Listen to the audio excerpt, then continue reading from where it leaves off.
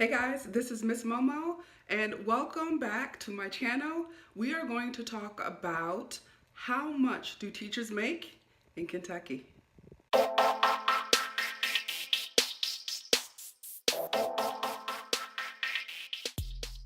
Today I am going to take part in the teacher challenge that's going around, and it's how much do teachers make in the state that they live in.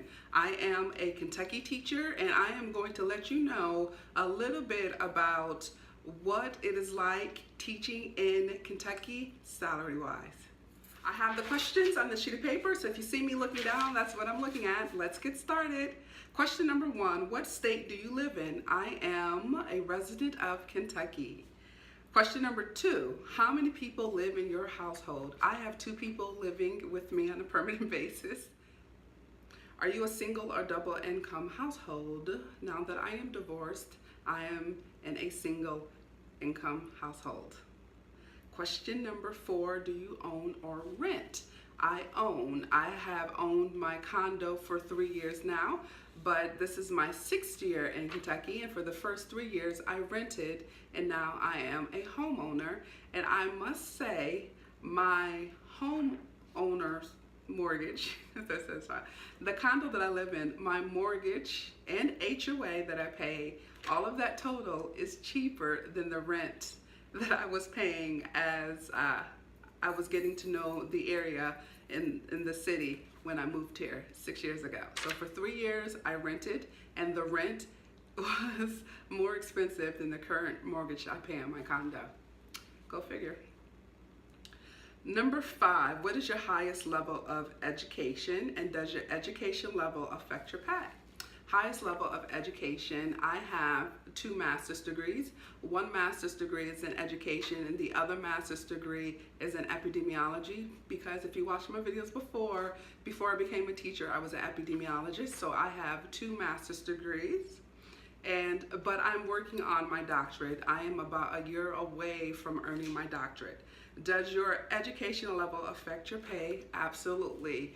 Every school district I worked in, and it's true for the one I'm in now in Kentucky, your salary goes up as you attain your degrees. Number 6, how much did it cost you to attain your degrees, and are you still paying for your education? It cost a lot to get my degrees. So I learned the hard way in undergraduate schools, but I got smarter as I got older. My undergraduate degree was all financed. I came out of high school, went straight to college. I went to college out of state. I went to college in Kentucky, and I am from New York State. So yeah, out of state tuition is no joke. Like the amount you pay for just being an out of state resident, it was like double. But I just had to get out of New York State. I don't think my life would be the way that it is today if I stayed in New York State. I had to finance the whole thing. However, I must say every degree after that has been completely paid for. So I learned my lesson with Sally Mae and all the student loans. So when I got my master's degree, my first master's degree, I was a fellow. So I received the schooling for free. I even got paid a stipend for being a fellow. My second master's degree was also paid for. And now that I am in school, finishing my 4th year, starting my 5th year for my doctorate, that is completely paid for also. And am I still paying for my education? Yes, because I think they do this by design, but while I was in school, my master's degrees, and now that I'm earning my doctorate, my student loans automatically stop. Like I don't have to pay them. I didn't even have to tell them I was in school. Once I enrolled, I received a letter that says, you're in school, so you can stop paying. And it's just like, gosh, what if I really wanted to pay while I was in school? And I think they do that on purpose so they can accrue the interest. But as of right now, yes, I'm still technically paying for my education. I don't really pay right now because I'm in school with my doctorate. But once that's over, I will have to continue paying.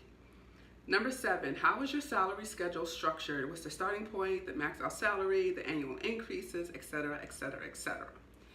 So we have columns on our salary schedule, and the columns are based on your education. So we go by ranks. Rank 3 would be equivalent to a bachelor's degree. We have rank 2 plus 15, so that's a bachelor's degree with 15 extra school credits. And then you have a rank 2, which is equivalent to a master's degree. You have rank 2 plus 15, which is equivalent to a master's degree and 15. And then you have rank 1, which would be if you get any other additional credits for, say, a principal certification or like a specialist in education or maybe another master's degree. The reason why they don't say bachelor's plus 15, master's plus 15, besides the bachelor's degree, you don't really have to complete the degree. So let's say I have a bachelor's degree and I just go to school and I got 30 extra credits. So you don't actually have to get the master's degree, but the bachelor's degree plus the 15 plus enough credits for rank 2, it will be equivalent to a master's degree if you actually just went ahead and got your degree, but it's just the way that it is. And then you have one more on the side, which is for your doctorate. So you have your rank 3, your rank 3 plus 15, your rank 2, your rank 2 plus 15, your rank 1, and then this column is for all those doctorate people. And as you go over, you get paid more. I will say the payment is about a couple of thousand each way, but the biggest jump between one column and the next column is for your rank 2 and 15 to your rank 1. I think that's like a $4,000 jump. And then every other jump is smaller. But if you can get your rank 1, that's when people usually get their maximum when it comes to education. And then we have steps. Everyone starts off, not everyone, but it starts off with step 0. That's no experience at all coming into the classroom.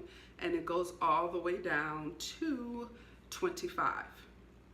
So if you are a brand new teacher, just graduated from college, you have no teaching experience, let's say this is the salary scale.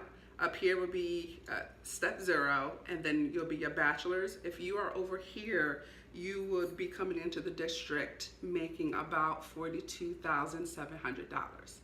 And if you are on the opposite end, you have your 25 years, and let's say you have a doctorate, then you will be exiting with approximately $84,000 a year.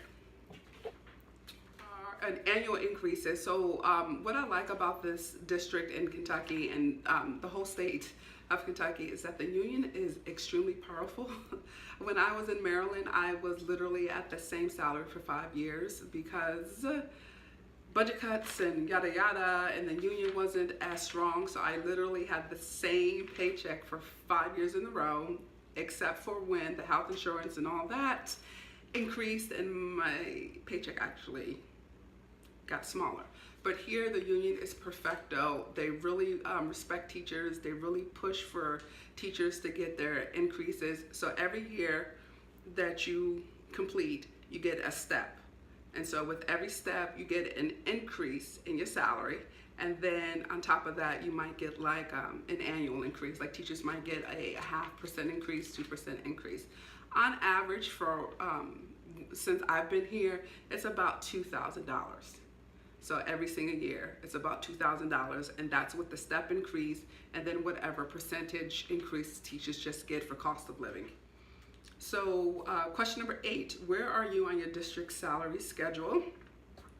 I am just finishing my 10th year. So I don't know if this is 0, 1, 2, 3, 4, 5, 6, 7, 8, 9, 10. And I am all the way over here in the rank 1 certification. So I'm not gonna tell you how much I make, but I make considerably more than when I was in Maryland. So I make about $20,000 more than when I was in Maryland. I was in Maryland for 5 years. I had a salary, the same salary for 5 years. I jumped over to Kentucky, and then I gained another 5 years of experience, and I earned some extra additional credits, and I'm working on my doctorate. So my salary has really increased in the last 5 years since I have been in Kentucky. And the good thing is everything is cheaper here. When I was in Maryland, I was paying $1,000 something for rent, and that's with the teacher discount. So everything was just higher on the East Coast, and I get here and my salary's higher, but the cost of living is a lot lower too. So it's a win-win for me. Number 9, do you supplement your income in any way? If so, how? No, I do not. I think I've explained this before in my video. Being a doc student, I have a lot going on. Being a mom, I have a lot going on. And I have just come to learn that working summer school, okay, you get some money, but you can't get back the time, right? I think I learned 2 years ago, maybe 3 years ago, that I really value having my me time more than a few $1,000s in my paycheck. So I'm not trying to say that summer school is not worth it, but just, I don't know, it's because I'm getting older, I'm maturing, my daughter's getting older, I have this doctor, I don't know. But I don't think it is worth getting up in the mornings, doing summer school versus having quality time at home and just having time to get things done. Question number 10, how much money does your district give you for your supplies at the beginning of the year? And do they provide basic supplies throughout the school year? On average, they allow us maybe $200 to go through and just order what we need. And throughout the year, they give us basic supplies. But I will say, even with that, I'm still spending $500 out of my own pocket. Because if they give me a pack of paper, they're going to be stingy with it. So they'll give me a pack of paper, but my kids can go through the pack of paper in a week. Or they give me pencils, and the kids can go through the pencils really quickly. So they do give me basic supplies, and I am grateful for that. However, I budget at least $500 for the school year for additional supplies. 11, do you have additional deductions taken from your paycheck? Actually, I do. So I have union dues that are taken out, which is not required, but I have union dues taken out, and I just started union dues. I think I was teaching maybe 8 years before I actually joined the union, because in Maryland and in here, I don't have to pay to get the benefits of the union. But I decided that I just didn't want to be one of those people who reap the benefits without actually putting in, so I started paying union dues. So union dues come out, that's about $50 per paycheck. I also have some money taken, it's a percentage, I forgot, only like 10%, or maybe 5%, I have to look. But I have a percentage taken out that automatically goes to a savings account. And then I have in addition to the pension that I have, and the state takes out, I think it's 12%. In addition to that, I have stocks and bonds and all that I have a financial company that just takes out for me so they can invest for me. And that is a percentage also. 12, do you feel like your current salary is enough for you to make ends meet? And I am going to say yes. I always think that I could use more money because my bills would be paid faster if I did. But as I reflect on my salary, absolutely, we get paid well here as teachers. So I'm not complaining. And the cost of living is a lot lower. Number 13, how many months a year do you receive a paycheck? So I receive paychecks all 12 months. I think I explained in another video. I might link it up here for you if you want to check that out. But we get paid for 12 months of the year. So they take my salary for 10 months and just stretch it over for 12 months. I do have the option of getting a one lump sum over the summer, or I can continue to get paid every 2 weeks like I would do during the school year. And that's what I do for the majority of the time, except for the one time when I bought my house, I got the lump sum payment, which was a bad idea. Number 14, in general, what are your major monthly expenses? My mortgage, my car, and insurance. Those are the majors. I have been trying to reduce some of my bills lately. Like I cut my cable off, which is the best decision I did, and I just use Sling and Netflix and YouTube. Like that satisfies me a lot. And I have a fire stick that's jailbroken too. But mortgage, car, insurance, major expenses, and then you have your food and your gas and electricity. All that stuff is like secondary because they don't cost me a whole heck of a lot. 15, are there any financial goals that you are still working towards? Yes. I have been really working toward getting rid of my credit card debt. I had 5 credit cards. Now I am down to 2. I didn't close these credit cards. They're still around. I just cut them up so they're not in use, because if I close them, it will impact my credit, and I ain't got time for that. So I have 2 credit cards that I am working to pay down. And 16, what is the biggest piece of financial advice you will offer someone considering teaching? So teaching is a passion. Money is a factor, but it's not the biggest factor. I will tell you this, as much as I love teaching, I am willing to do it, but I am not willing to be poor and do it. Even when I was living in Maryland, where the cost of living was high and I was making less money than I'm making now, I was still able to survive. But I did promise myself, if I ever got to the point where I was just poor, then I would leave teaching. I love teaching, it is a passion, but I have to survive and I have to leave. It just so happens that I moved back to Kentucky and I am in one of the larger districts in Kentucky and the salary's higher. I am willing to live and work in this urban area because the salary's higher. Whereas if I went over to the next county, my salary will go down easily by $10,000. Easily by $10,000, and the max out would be nowhere near $83,000. Am I passionate about teaching? Yes. Am I willing to take that kind of a dip for teaching? No. I will tell you, I do work in the highest paid district in Kentucky, and the next largest city in Kentucky, the salary is a little comparable, but the salary is lower. And as you go to rural districts, then the salary drops a lot. So if you are someone who's considering teaching, just know it's a passion, but you don't have to be passion poor. There's just no excuse to live poor just to say, I'm working. Like, that's just not me. So I would rather get another job that pays me more and then maybe pursue the passion on the side and get extra income. But I am not gonna go every day and bust my bum for teaching just because I say I love it and then I have to come home and eat beans and rice every single day. That's just not the kind of life I want to live.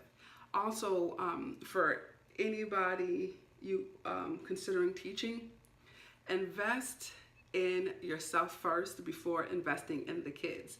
You can watch all kinds of YouTube videos and people's classrooms are uber loaded with stuff they buy from Target and IKEA.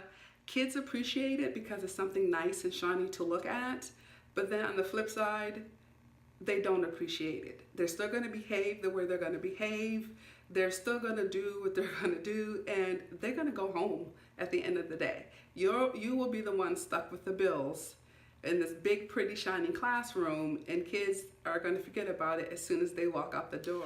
All right, people, that's it. That is the cost of teaching in Kentucky. If you have any questions, you already know what to do. You have to ask down below. If you have any comments, please put them down below. And until next time, see you later.